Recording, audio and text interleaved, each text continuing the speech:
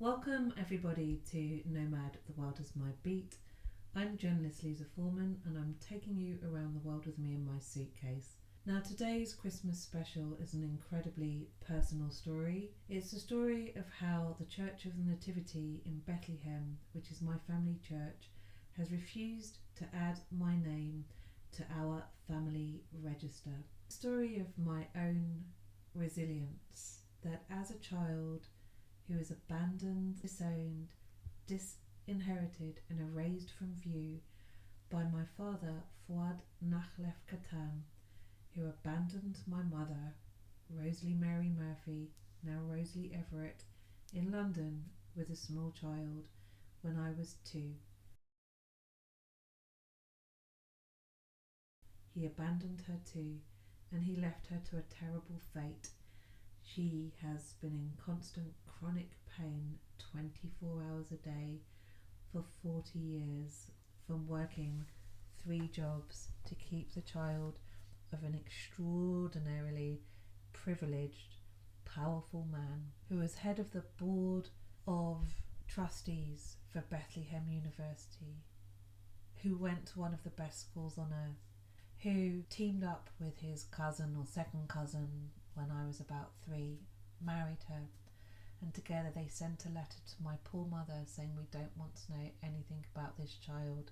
They thought that was the end of the story, but even before I was a journalist I had guts. Here you can see my father, Fuad Nachlef Kattan, male, born 17th of June 1948 in India, married to Michelle Abdallah Dabdoob, born in Bethlehem. And you can see there my brothers and sisters, Muna Fuad Nachlef Kattan, Fadi Fuad Nachlef Kattan, and Karim Fuad Nachlef Kattan. The only name you can't see there is mine.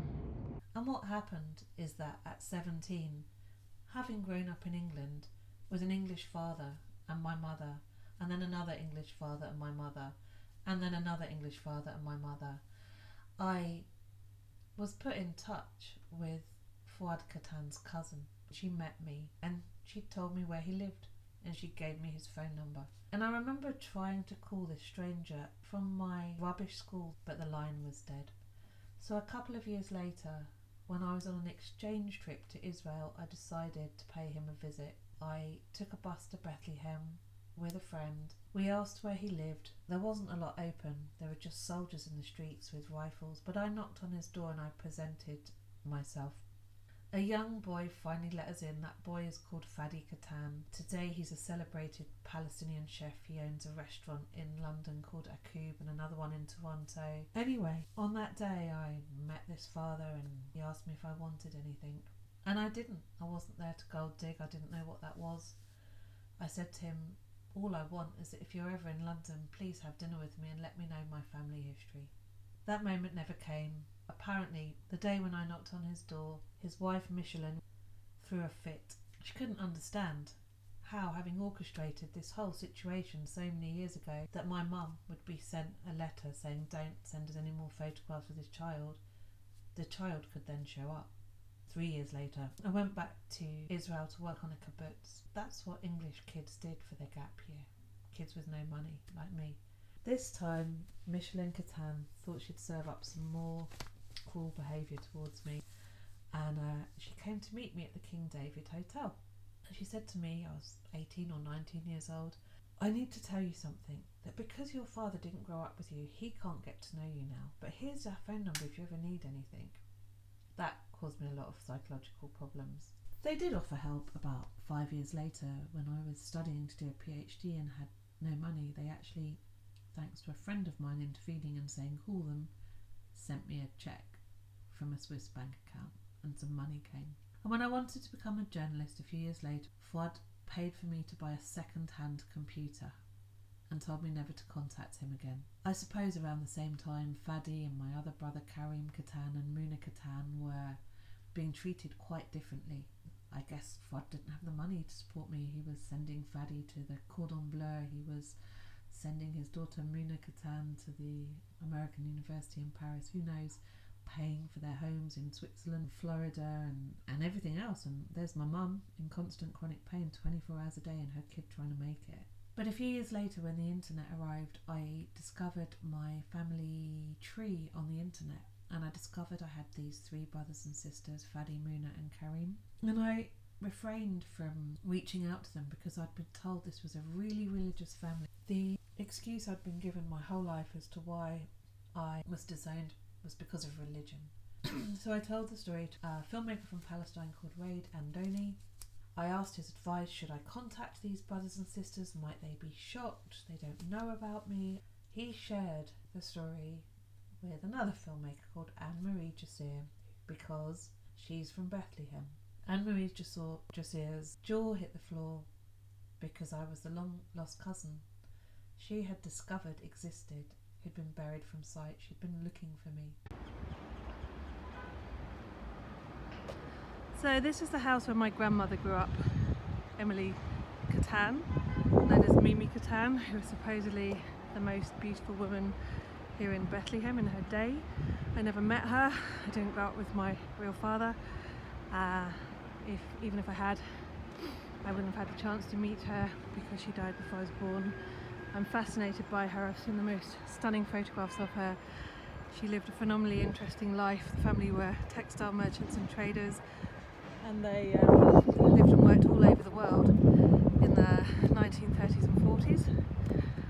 In Kobe, Mumbai, Shanghai, Santiago. Apparently they built half of Khartoum. The family was from Bethlehem. Family records are kept in the Church of the Nativity, which is the local Catholic parish office, and the records date back to 1780 something, which was apparently when it was first ordained that they should be kept. And here we are. This is where my beautiful grandmother, as I understand it, was born and raised. To cut the long story short, Anne-Marie embraced me in a way that Fuad and his family never had, by inviting me to her wedding. And a few months later I found myself in North Carolina being embraced by family members that had heard rumours of my existence but didn't know if it was true. This included my father's brother, Alex Kattan. These are people I've never met again, but what happened was that I was recognised and my right to exist was recognised. My story that I was there was shared with my father, who wasn't welcome at the wedding, and his children and his wife, and they continued to act like I don't exist. Well, these people did finally share my family history with me. I learned that my great-grandfather from Bethlehem had been governor of Bethlehem, Lawrence of Arabia and General Allenby had visited him, the King of Jordan had slept at my grandmother's house and his men had camped in the gardens. I also learnt that my family church just happens to be the world's most famous church, the Church of the Nativity. I discovered that all of my relatives are buried there and that my family records are kept upstairs at the St. Catherine's Latin parish. And on a subsequent trip to Bethlehem, I went and visited these homes, and I went upstairs and Victor Baboon, who was in there, showed me my family's records, the Kattan family records, dating back to the 17th century. Meanwhile, another relative added me to an informal family tree online. On another trip, my uncle suggested I get hold of my birth certificate and I have my name added to the register. Pointed out that there had been gross injustices, that not only had my brothers and sisters benefited from this privileged upbringing, but they also stood to inherit the family property. Lo and behold, his name wasn't on my birth certificate. My mum didn't realise this, or she'd been so traumatised at the time she'd forgotten. So the church didn't add my name. On a subsequent trip, I brought all of these points up with Fuad. I pointed out that I've dealt with housing insecurity my whole life, that I would like the deposit for a home, that I'd like his help in buying me a camera that I needed for work, an editor to edit my novel, to get somewhere. He refused all of it. And in front of the Church of the Nativity, he also refused to show me my family's gravestones. Instead, a gravedigger showed me my family's gravestones.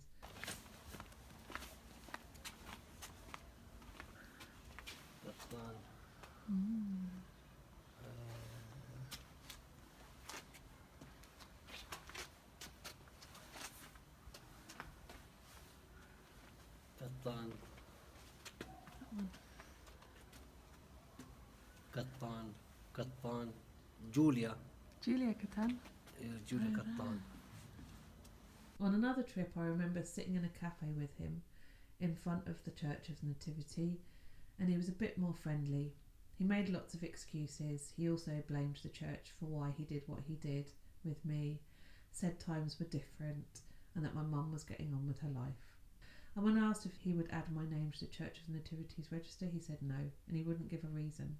That was that until I decided to do this Christmas special. In keeping with journalistic ethics and standards, I reached out to the Church of the Nativity and let them know about my intention, and I wondered if they would let me know why they haven't added my name. And I also pointed out to them that in the meantime, Fuad stands accused of rape by my mother. Victor sent me back a couple of emails that said things like, you weren't baptised here and your parents weren't married here. I checked with my aunts and uncles and they weren't baptised in the church either because they were born overseas. And I pointed out to Victor that there's now an accusation of rape against my dad, and I asked him how the Church of the Nativity deals with sexual abuse allegations within the community, and he said he wasn't answering any questions. I asked a colleague of mine who covers religion for the correct contacts at the Vatican and the Latin Patriarchate, which he confirmed are responsible for the Church of the Nativity, and I wrote to them with similar questions and they ignored me. I also wrote to the journalist from the Boston Globe who was responsible for breaking the news on the abuse scandals of children by members of the church, and of course, well, no surprise there, he's looking for accountability. He did respond. So, we're walking towards a guest house in Bethlehem, Hush Al Syrian, run by my half-brother Fadi Kattan. That's the story.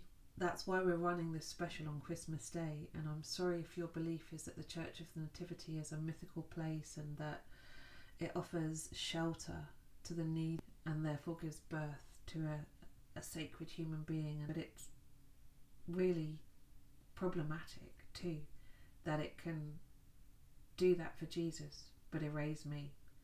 We might not be on the same level, but it's the fact that that institution can act with such hypocrisy. Now, I've had to reflect this morning on this situation. I'm not fazed by the fact that the Vatican hasn't answered, but I just had to reflect on this behaviour, or the betrayal that I've faced. And thanks to the love of so many people around me, I've had to recognise that this is the ultimate betrayal is the church. The Church of the Nativity is betraying its own story about the birth of Jesus Christ in a manger to unwed parents in difficult circumstances, when it's presented with a modern day story in which I have been disowned, disinherited. My mother is the victim of rape. She's lived in chronic pain for over 40 years, and I to this day struggle with basics like food, shelter and sleep, while my brothers and sisters have grown up in extraordinary circumstances and are celebrated by newspapers that can no longer afford to pay me as a journalist. What I've learned and what the truth is here is that the Church of the Nativity is betraying its own story and all of the people that believe in the story of Jesus Christ. Thank you for watching. Silent night.